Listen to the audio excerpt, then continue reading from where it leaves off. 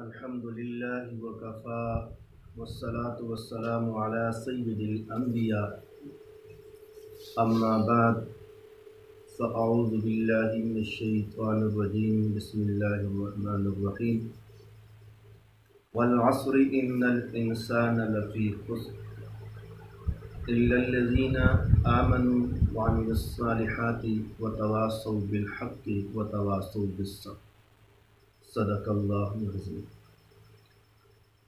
میرے انتہائی قابل عزت محترم عزیز دوستو،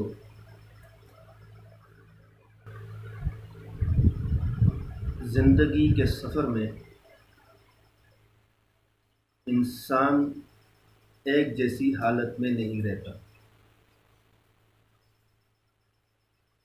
زندگی کے سفر میں انسان دنیا میں ایک جیسی حالت میں نہیں رہتا۔ کبھی آنے والا دن اس پر خوشی بن کے آتا ہے اور کبھی آنے والا دن اس پہ غم لے کے آتا ہے۔ اس پر ہمارا ایمان ہے۔ کبھی آنے والا دن انسان پر خوشیوں کی برسات کرتا ہے اور کبھی آنے والا دن آندھیوں کی طوفان لے کے آتا ہے، اور جب آندھیوں کا طوفان آتا ہے اس کی زد میں یا تو انسان خود آتا ہے، یا کاروبار آتا ہے، یا گھر بار آتا ہے۔ اس پر میرا اور آپ کا کیا ہے بھائی؟ یقین ہے۔ حدیث مبارک میں آتا ہے مومن کیا عجیب مومن کے ساتھ اللہ معاملہ فرماتے ہیں۔ غم ملے تو صبر کرتا ہے تو اس صبر پر بھی جنت ہے، بلائی ہے، اور اس مومن کو خوشی ملتی ہے تو اس خوشی پر شکر کرتا ہے تو اس خوشی پر بھی بلائی ہے، یعنی جنت ہے۔ مومن دونوں حالتوں میں خیر ہی کے اندر رہتا ہے، دونوں حالتوں کے اندر خیر میں رہتا ہے۔ حضرت مولانا معروف صاحب دامت برکات آخر میں ایک حدیث کا حوالہ دیا۔ انہوں نے کہا کسی کا بچہ فوت ہو جائے تو جب روح نکالی جاتی ہے تو فرشتے اللہ کے پاس جاتے ہیں۔ میں ایک چھوٹی سی بات کرتا ہوں، پھر میں آگے بات کرتا ہوں۔ یہ جو میں اور آپ یہاں پر بیٹھے ہیں نا، اس حدیث کی روح سے جو اللہ رب العزت نے آسمان پر فرشتوں کو جمع کر کے جس کا بچہ فوت ہوا ہے نا، اس کو تسلی کے الفاظ کہے نا، اسی حدیث کی روح سے میں اور آپ بھی جمع ہیں۔ کیا خیال ہے؟ ایسی بات ہے کہ یہ ایک بات مجھے بتائیں، یہ ہم غم تازہ کرنے کے لیے بیٹھے ہیں یا غم ہلکا کرنے کے لیے؟ ہلکا کرنے کے لیے بیٹھے ہیں۔ تو ایک آدمی کا بچہ فوت ہوا، اس کی روح نکالے گی فرشتے اللہ کے پاس کے۔ اللہ پوچھتے ہیں کہاں سے آئے؟ فرشتے کہتے ہیں اللہ ہم ایک بچے کی روح لے کے آئے۔ اللہ کریم فرماتے ہیں جس کا مفہوم ہے کسی کے پھول کو توڑ کے آئے ہو؟ فرمایا جی اللہ دل کے ٹکڑے کو لے کے آئے ہیں، پھول کو توڑ کے آئے ہیں۔ غم کی بات ہے کہ اللہ رب العزت نے فرمایا جس کا پھول تم لے کے آئے ہو، جس پھول کی روح لے کے آئے ہو، تو وہ کیا کر رہا تھا؟ فرشتے کہتے ہیں اللہ کریم وہ صبر کر رہا تھا۔ اللہ نے فوراً تسلی دے دی۔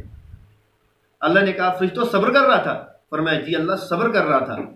انا للہ و انا الیہ راجعون کہہ رہا تھا۔ اللہ فرماتے ہیں، دیکھو تسلی کے الفاظ دیکھو، اللہ فرماتے ہیں فرشتوں جا کے اس کے ماں اور باپ کو خوشخبری سنا دو، میں نے جنت کے اندر ان کا گھر بنا دیا۔ فوراً تسلی دی۔ اور تسلی کیسے دی؟ اللہ گھر کیسا تو نے بنایا؟ اللہ فرماتے ہیں گھر عام نہیں، بیت الحم تعریف والا گھر بنا دیا۔ جب تک جنت ہوگی اس گھر کی جنت کے اندر کیا ہوگی بھائی؟ تعریف ہوگی۔ آپ مجھے یہ بتائیں کہ جنت کو زوال ہے؟ جنت کو ہے؟ جنت کبھی ختم ہوگی؟ میرے عزیز دوستوں، میرے بزرگوں، انسان کو صبر اس وقت آ جاتا ہے نا جب انسان موت کو دیکھتا ہے۔ کیا خیال ہے؟ آدم علیہ السلام سے لے کر آج تک اور آج سے قیامت نہیں کر سکتا کہ میرے گھر میں موت نہیں آئی. کوئی دعویٰ کر سکتا ہے؟ اور آج بھی آدمی کوئی دعویٰ نہیں کر سکتا کہ میرے گھر میں موت نہیں آئے گی. اور قیامت کی صبح تک آدمی بھی دعویٰ نہیں کر سکتا کہ میرے گھر میں موت نہیں آئے گی. یہ بتایا گیا تمہاری تسلی کے لیے اتنی ہے کہ موت پہلوں پر بھی آئی، آج بھی آئے گی، اور قیامت کی صبح تک بھی لوگوں پر آئے. یہ تو موت کا معاملہ ہے. جہاں تک صبر کا تعلق ہے، جہاں تک مرنے والے کے ساتھ ہمارے تعلقات کا تعلق ہے، وہ آپ جانتے ہیں. انسان تسلی کے لیے اتنی بات یاد رکھے کہ انسان پر غم آ جائے تو فوراً نظر کدھر جانی چاہیے؟ اپنے نبی کریم صلی اللہ علیہ وسلم کی ذات گرامی پر فوراً ادھر چلا جائے. کیونکہ دنیا کے اندر ایسا معاملہ نہیں، ایسا قدم نہیں جو حضور پر آیا ہو امت پر نہ آیا ہو، امت پر آیا ہو حضور پر نہ آیا ہو. ایسی مثال نہیں ہے کہ حضور مشکلات میں آئے ہوں امت نہ آئی ہو، اور امت پر مصیبتوں کے پہاڑ ٹوٹے ہوں تو حضور کو اس کا اثر نہ پہنچا ہو. ایسی کائنات کے اندر مثال نہیں. مثال کے طور پر آپ دیکھیں، معاشرے کے اندر ایک بچہ ہے جس کی پیدائش سے پہلے ہی اس کا باپ فوت ہو جاتا ہے. بچہ دنیا میں باپ میں آتا ہے. آپ کے ہاں بھی ایسا ماحول بنا ہوگا. باپ فوت ہو گیا، باپ کے فوت ہونے کے بعد 2 مہینے کے بعد 3 مہینے کے بعد بچہ پیدا ہوتا ہے، تو لوگ یہ کہیں گے کہ دیکھو بھائی کتنا یہ بد نصیب ہے، کتنا بیچارہ یہ ہو گیا کہ یہ پیدا نہیں ہوا تھا، اس کا باپ پہلے فوت ہو گیا. لوگ غم میں مبتلا ہو جاتے ہیں. اللہ فرماتے ہیں غم نہ کرو، اپنے نبی کو دیکھو، اپنے نبی کو دیکھو کہ ہمارے نبی کریم صلی اللہ علیہ وسلم پیدا نہیں ہوئے پہلے والد. تسلی مل گئی نہیں مل گئی؟ مجھے حوصلہ مل گیا نا. میرے نبی پیدا نہیں ہوئے، میرے نبی کا والد پہلے دنیا سے چلا گیا. اچھا، حضور نبی کریم صلی اللہ علیہ وسلم پیدا ہوئے، چلنے پھرنے کے قابل ہوئے. اب عمر کے کچھ سال گزرے ہیں، کئی سال نہیں کچھ سال گزرے ہیں. ماں کے ہاتھ کے اندر ہاتھ ڈالا ہوا ہے، وہ مدینہ پاک جا رہے ہیں، اور کبھی ماں اٹھاتی ہے کبھی ہاتھ میں پکڑتی ہے. حضور نبی کریم صلی اللہ علیہ وسلم کے ہاتھ مبارک کو وہ مدینہ اور مکہ کے درمیان آ کر ماں ساتھ چھوڑ جاتی ہے. اور ایک بات آپ کو اللہ ان جگہوں کی سیر کرائے. آپ دیکھیں مکہ اور مدینہ کے درمیان کا سفر آج بھی ویران ہے، دور دور تک بستی نظر نہیں آتی. جس جگہ پر آپ آقا علیہ السلام کی والدہ نے حضور کا ساتھ چھوڑا، اللہ کا حکم آ گیا اگر میں اور آپ اس جگہ پر چلے جائیں بے ساختہ آنسو نکل جاتے ہیں. 1400 سال پہلے جب میرے نبی کی عمر 6 سال کی تھی، حضور نبی کریم صلی اللہ علیہ وسلم یہاں پر تھے، والدہ نے حضور کے سامنے ہچکیاں لی. حضور صلی اللہ علیہ وسلم کی والدہ کا انتقال ہو گیا. اگر کوئی کہے جی میں تو بچپن میں تھا، مجھے تو والدہ یاد ہی نہیں، میری والدہ نے ساتھ چھوڑ دیا تھا، میری والدہ فوت ہو گئی، تو فوراً اپنے نبی کی طرف نظر دوڑائے تو حوصلہ ملتا کہ نہیں ملتا؟ حوصلہ مل جاتا نہیں. اب تھوڑی دیر کے بعد آگے آپ ذرا چلے جائیں، حضور نبی کریم صلی اللہ علیہ وسلم کے سر پر نہ ماں ہے نہ باپ ہے، سرپرستی دادا جان کر رہے ہیں. آپ دیکھیں آپ صلی اللہ علیہ وسلم کی عمر 8 برس کی ہے، دادا جان بھی ساتھ چھوڑ گئے. اور اگر کوئی معاشرے کے اندر کہے کہ کتنا دیکھو بد نصیب بچہ ہے، باپ فوت ہو گیا، ماں فوت ہوگی، آج دادے بھی چلا گیا، اللہ فرماتے ہیں دائیں بائیں نہ دیکھو، فوراً اپنے نبی کی طرف دیکھو. پیدائش سے پہلے باپ فوت ہو گیا، پیدائش کے بعد عمر چلنے پھرنے کی تھی، ماں فوت ہوگی، جب ہوش سنبھالا 8 سال کی عمر میں تو دادا فوت ہو گیا. فرمایا ایسا نہ کرو، حوصلہ رکھنے کے لیے یہ کافی ہے کہ اپنے نبی کی طرف کیا کرو بھائی، رجوع کرنا. یہ بات ہوگی. اب زندگی کے اور حالات دیکھتے جائیں. ایک سال ایسا بھی آیا کہ حضور نبی کریم صلی اللہ علیہ وسلم نے غم کا سال رکھ لیا. غم کا سال، یہ غم کا سال ہے. کیوں؟ ایک ایسا چچا جس نے ایمان تو نہیں لایا لیکن زندگی کی آخری سانسوں تک حضور نبی کریم صلی اللہ علیہ وسلم کے ہاتھ جو تھا نا حضور کے سر پہ تھا، وہ ساتھ چھوڑ گیا. حضور نبی کریم صلی اللہ علیہ وسلم کی بیوی تمام ام المومنین، تمام مسلمانوں کی ماں سیدہ خدیجہ رضی اللہ تعالی عنہا ایک ہی سال میں وہ 20 سال چھوڑ گئی اور چچا 20 سال چھوڑ گیا۔ اگر کوئی کہے کتنا یہ آدمی بد نصیب تھا، ماں مر گئی، باپ مر گیا، دادا مر گیا، چچا مر گیا، بیوی مر گئی، کتنا بد نصیب انسان ہے۔ اللہ فرماتے ہیں نہیں نہیں، ایسا نہ کہو، اپنے نبی کی طرف نظر ڈالو۔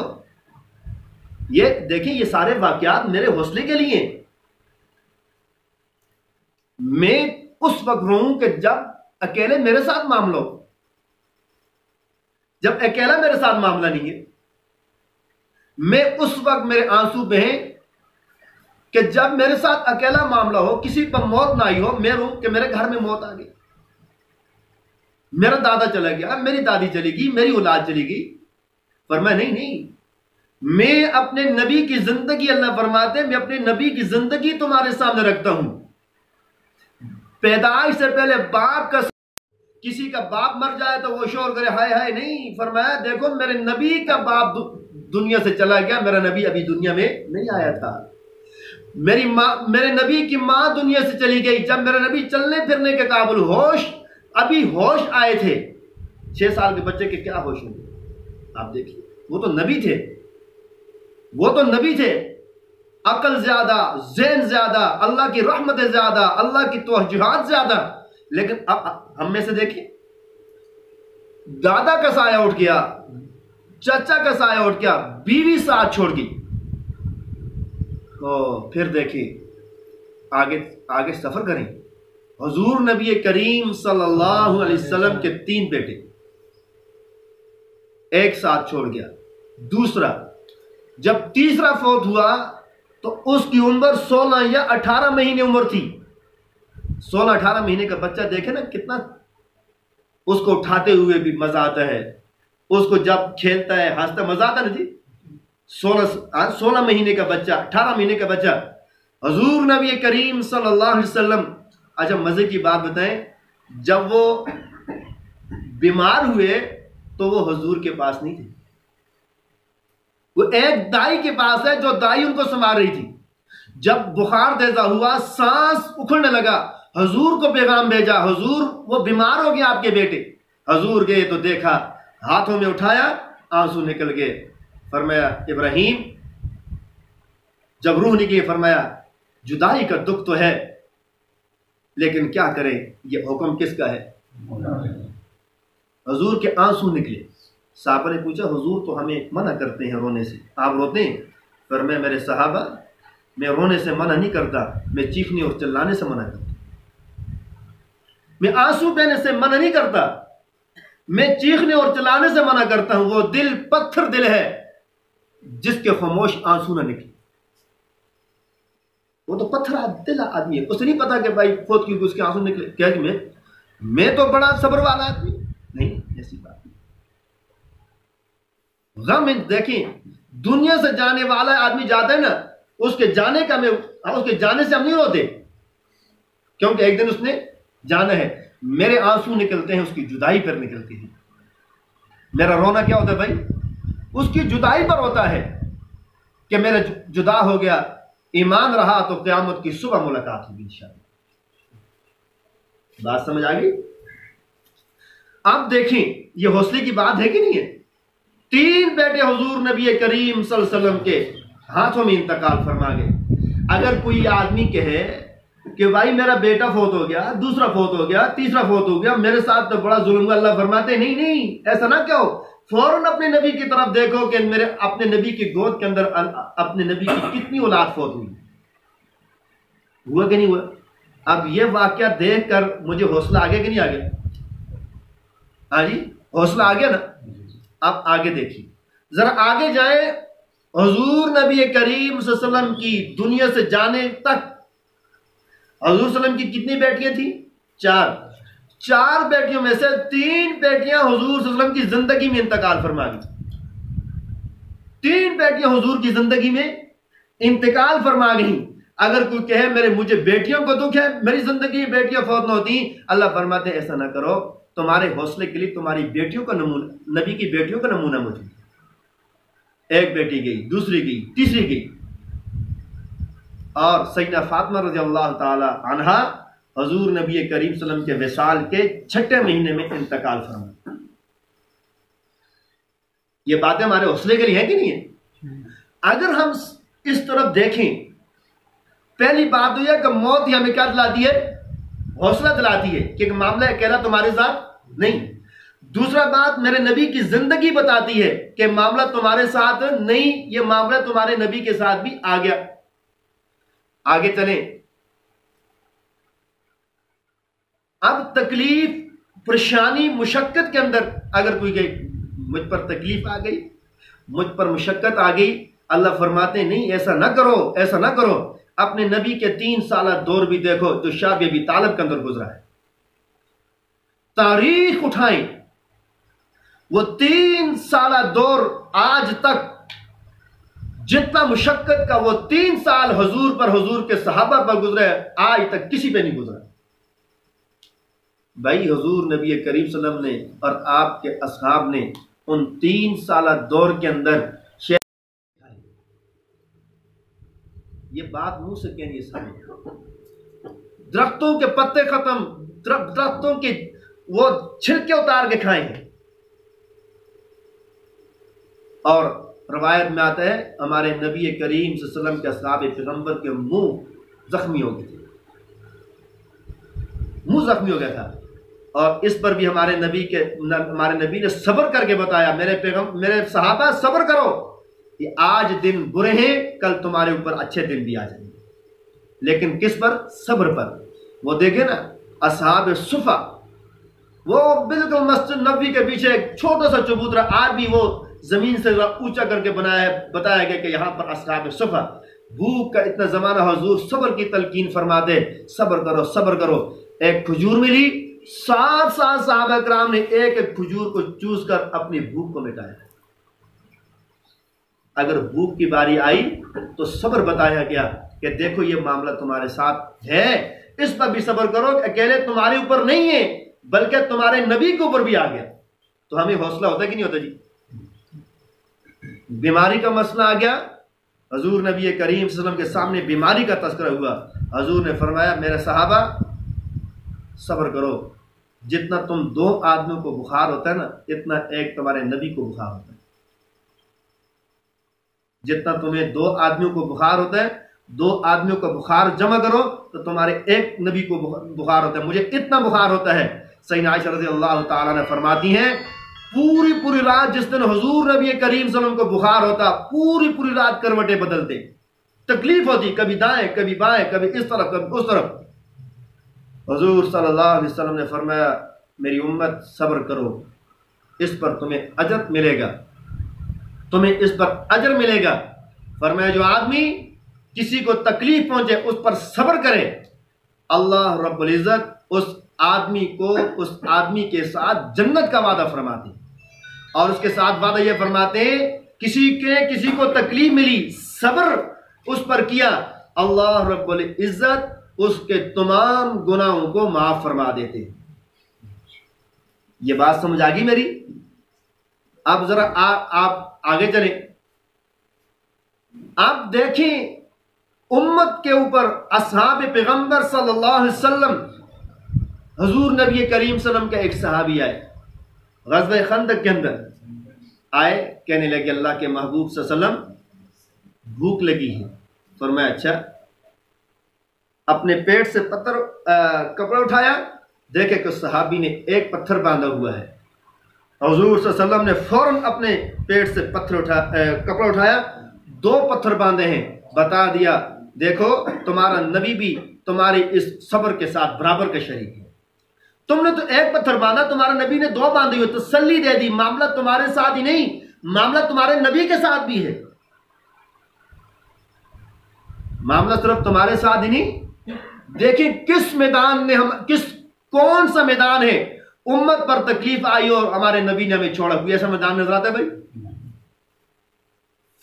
باپ کا سایہ تھا، ماں کا سایہ تھا، چچا کا سایہ تھا، دادا کا سایہ تھا، بیوی کا سایہ تھا، بچوں کا سایہ تھا، یہ حضور صلی اللہ علیہ وسلم نے ان سارے میدان میں ہمیں اکیلا چھوڑا؟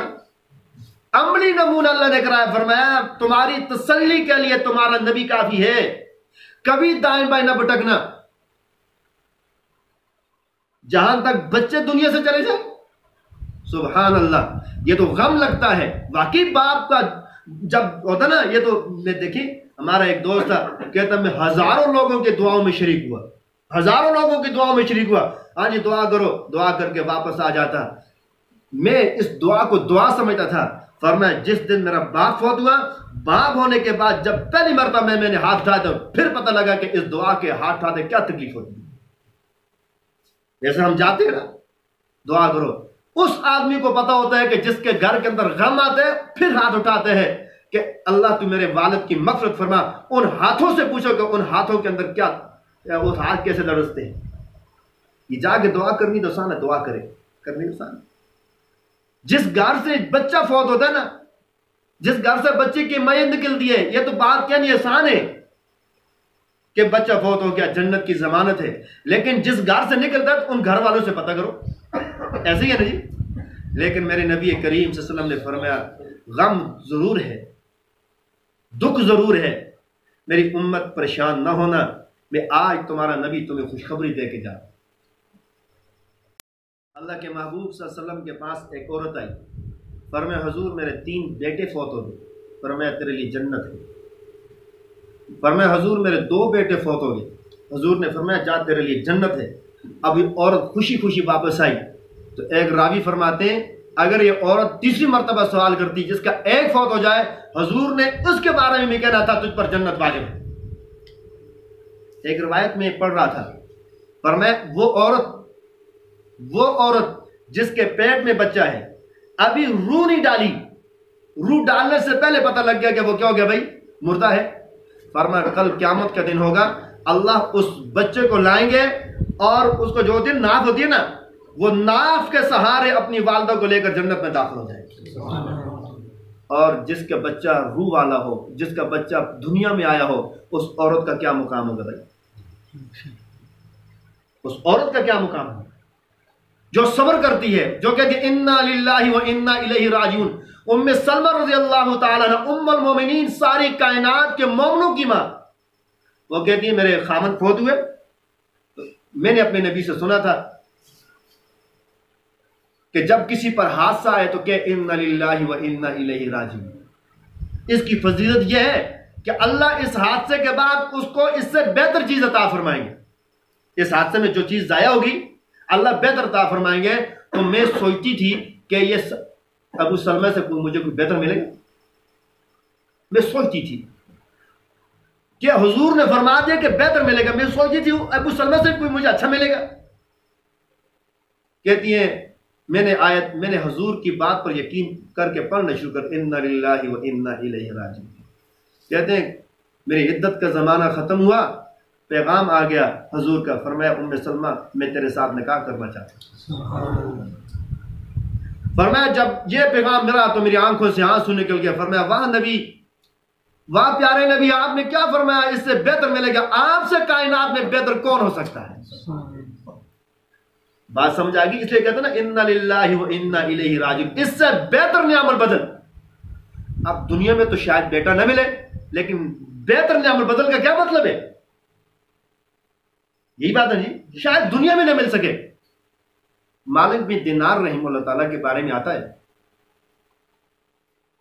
بہت عیاش قسم کے آدمی تھے، شراب کی محفل سجتی تھی، ابھی ہدایت یافتہ نہیں تھے۔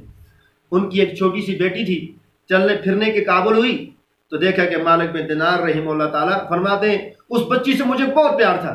وہ ایک مرتبہ میں شراب پی رہا تھا، وہ آئی، اس نے شراب کے پیالے کو مکہ مارا، وہ شراب کا پیالہ گر گیا، مجھے بہت غصہ آیا، لیکن پیار کا اتنا غلبہ تھا میں انہیں اس غصے کو محبت میں تبدیل کر دیا۔ وہ بچی کچھ دن چلتی پھرتی رہی، میری نظروں کے سامنے وہ انتقال فرمایا، مر گئی۔